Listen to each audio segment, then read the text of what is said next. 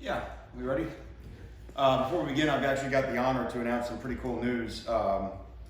We are announcing we've got new inductees to the University of Manny Sports Hall of Fame, and among the inductees are 3 former Hurricanes.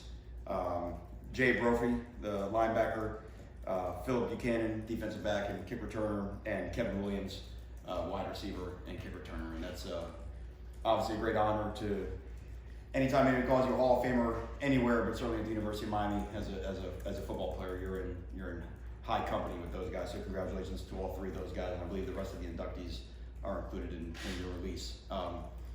As for the current Miami Hurricanes, we're excited to be in game week. This is our 10th week of football practice. We've only played 4 games. We've had a very unusual schedule with the 2 byes, and there's been a feeling of just waiting to get this thing going and get into a routine, and the routine is finally here. We're excited. Obviously, we know that the next 6 weeks we play 6 games in our league, 4 of those games in our stadium. Obviously, the next 3 at home, starting with Virginia Tech this Saturday at 3:30. Expecting a great atmosphere. Should be a great game. And we're, like I said, we're just excited to go and play. We probably had our best practice of the year yesterday. Guys came back. We had a couple days off. Guys came back with high energy, and you can just feel their sense of urgency that it's time, and we understand that the meat of the league schedule is finally upon us. So with that, I'll open for questions.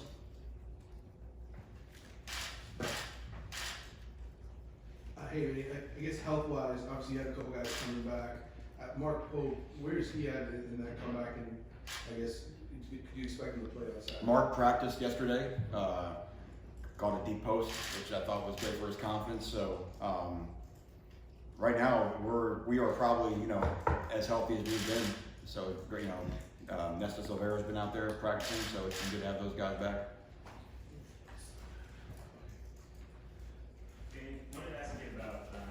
Jaron Williams, and obviously he's done a good job of protecting the football. How do you feel like he's done with the balance, towing the line, I guess, of protecting the football and also maybe looking to be aggressive when the time calls for it?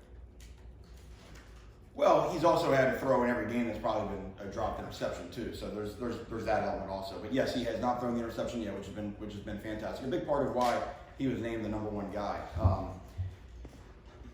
In this offense, it's just all about the decision making. Remember, we talked about one of the 3 elements that would allow us to choose a starting quarterback. So, if you're asking in terms of taking shots and his instinct for pushing the ball down the field, part of that's coming. But then here's the flip side of that: is now, am I trying to see the guy open, and that extra pad of the football is what results in a sack, right? So to me, part of that is trusting the read, whether it's a top down read where potentially this is a shot play.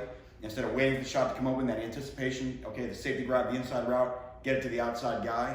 And those are the things that I think just come with experience. So obviously Jaron is very accurate, as we've seen with his completion percentage. And so I think in terms of the grand scheme of the offense, no matter what pass concept we have, it's just a matter of just getting that rhythm and getting that count in his head to be as quick as possible.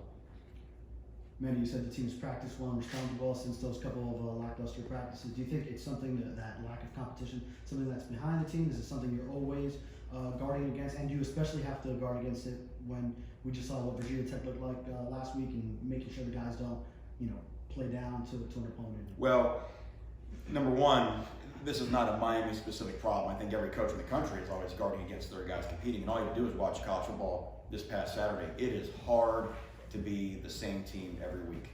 And that's why you see all of a sudden a game that was not supposed to be competitive turns into very competitive. And just, you say, well, this team played like this to that team, which means when these 2 teams play, then this of course should happen. And we know that never happens. That's exactly why college football is honestly quite fun to follow. It's a little nerve-wracking for the coaches that coach it. But so I think it's about always getting your guys to compete at their highest level every week. And again, when we say all your guys, you're trying to get as many guys to their top form as possible on any given Saturday, and that's really been the challenge. So I don't think you ever sit there with your arms folded and say, I think we've got to figure it out. I think we understand, how to compete. That's something that is a constant grind to get your guys, because human nature, again, is to what?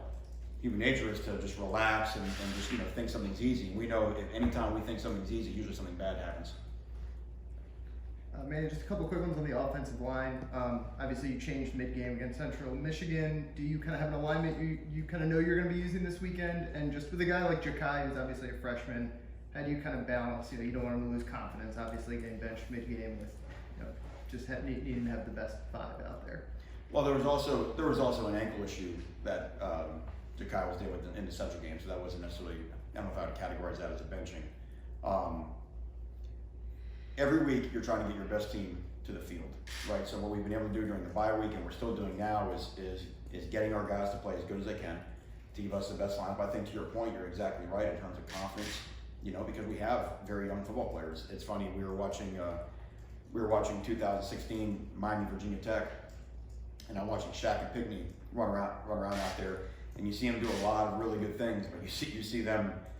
They were humble that day, and like we all were on defense. We had a lot of freshmen out there that were really struggling at Virginia Tech, really stick it to us that night in Blacksburg.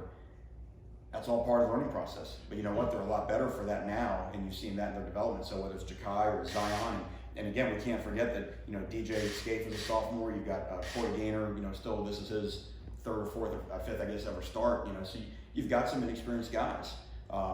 So our job is to continue to get them better and improve them. But let's take confidence in this. Wow, did you see the way they ran the ball against North Carolina? Did you watch North Carolina's defense this weekend? All of a sudden, it's like, well, geez. But wait, no, they play like this against Central Michigan. Well, that must be who they are. Well, wait a minute. Do we get to choose who they are? Are they the team that ran the ball over North Carolina that Clemson struggled to do this past weekend, or are they the team that struggled to run the ball at all against Central Michigan? The reality is they're none of those people. They're the people that are going to show up this Saturday, and our job as coaches is to get the version that shows up this Saturday to be as good as it can possibly be. Hey man, I know we live like in a microwave society, everybody wants instant gratification, but with players and transfer portal and so forth, I mean, you guys obviously had a couple of guys that decided to leave since the end of fall camp. But how do you sort of deal with kids who maybe are unhappy with playing time, who come to you and say, Coach, I want to play more?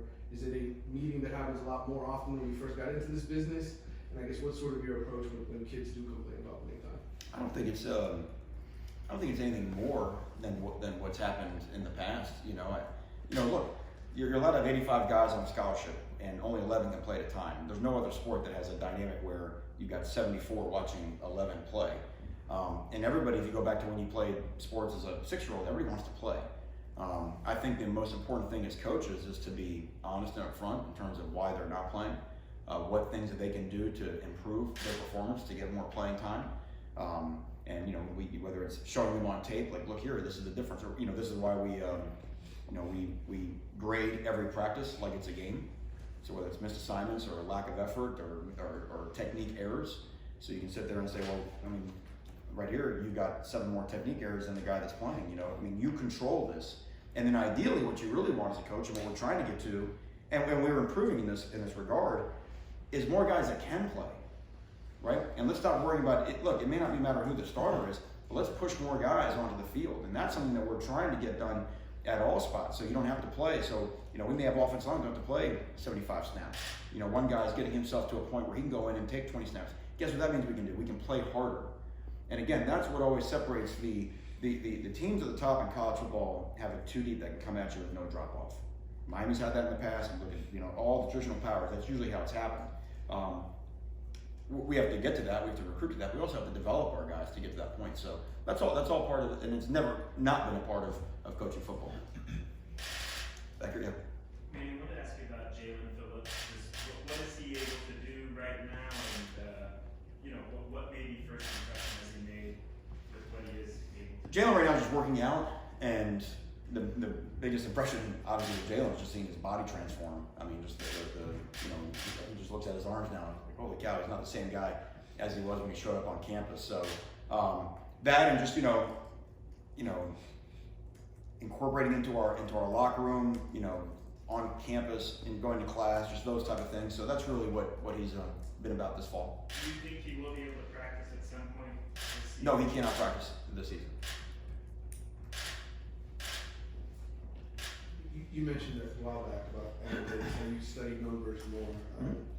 I'm curious how that process works. Do you have a certain coach who's sort of maybe in charge of that comes to you with those numbers? Do you do it yourself? Do you your research, I guess? And what numbers really stand out to you the most? The ones you think that are maybe most true to maybe the information you're looking for? in terms of like In studying the analytics and the numbers, I guess, which ones do you sort of focus on and say, okay, this gives me a good measuring stick of maybe what a team's really good at or what you guys are good at, and so forth. okay, yeah. So like in terms of like winning and losing and things like that. Yeah. I mean, there's always there could be super simple ones like yards per rush attempt. When you take away sacks, it can be points per possession inside the red zone. Points available, the percentage of available points scored inside the red zone. The hidden game of points off of turnovers. The idea of hidden yardage back and forth in terms of field position. Times drives. In terms of how that creates the hidden yardage. So. Everything we do is we're trying to win a football game, right? So what we're trying to look, anytime we're trying to mine data, we're trying to mine data in terms of what wins. You're trying to find the best correlations between what wins football games. What happens on a drive when there's a negative play? Why is it important to us to lead the nation in tackle for loss? What happens on a drive when there's a sack? What is the scoring percentage on a drive when there is a negative play versus when there's not a negative play, right? And then you can go to the defense, for example, and say, wow, that's really, really important to create negative plays because historically, people score blankety-blank percent without one, and then any negative play on a drive, and that number jumps to, oh wow, okay, I get it, And not that it stands to reason that obviously plays that go backwards are better than plays that go forward, but still when you see the data, you see the numbers, and that might make the difference in the way that cornerback sets an edge, or the way the linebackers get upfield when they're pursuing an outside run. So that's just one example. But that's but there's different things. There's game strategy in terms of we talk about fourth down strategy, and then there's just in terms of what a team does. So that's well they like this personnel group, they like this formation, they like to play this coverage. On third down of 3 to 6, they're going to blitz this amount of time. On third down of 7 to 10, they're going to blitz that amount of time. So those are the things that always go in. The coaches always mind the numbers. At the beginning part of the week, and that's how you formulate your game plan.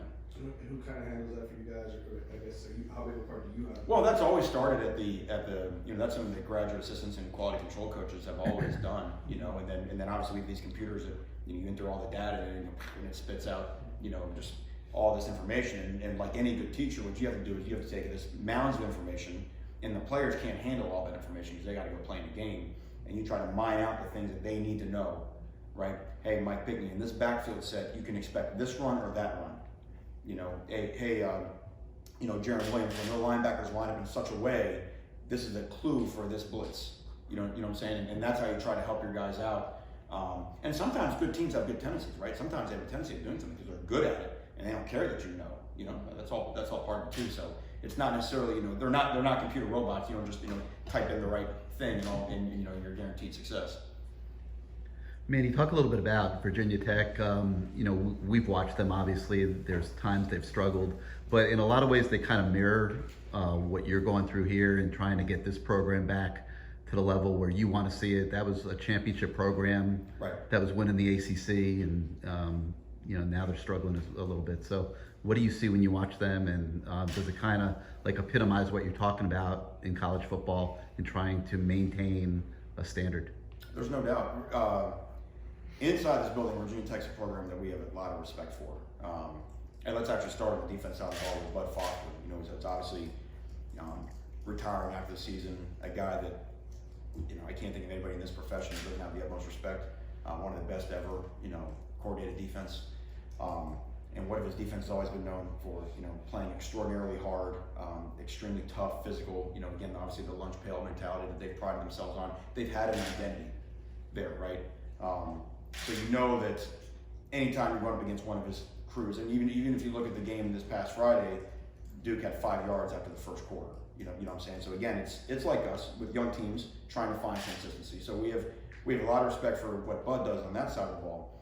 And then Justin Fuente on the offensive side of the ball, when he came to this league, has brought, in my mind, as creative an offense in terms of, let's just talk about the run game. You've got to do it with 2-back runs, you have to do it with 1-back runs, you have to do it an assortment of motions. There will be designed quarterback runs, there'll be quarterback read runs.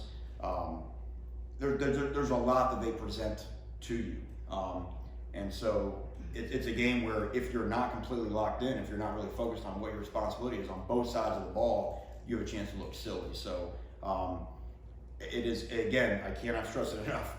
It is very hard to watch a team a week ago and say that's the team that's going to show up this Saturday, because generally speaking, almost the opposite is more often true in college football, and we expect to see their best effort this Saturday. I'm more concerned about our best efforts and getting ourselves right to present the best version of ourselves on Saturday.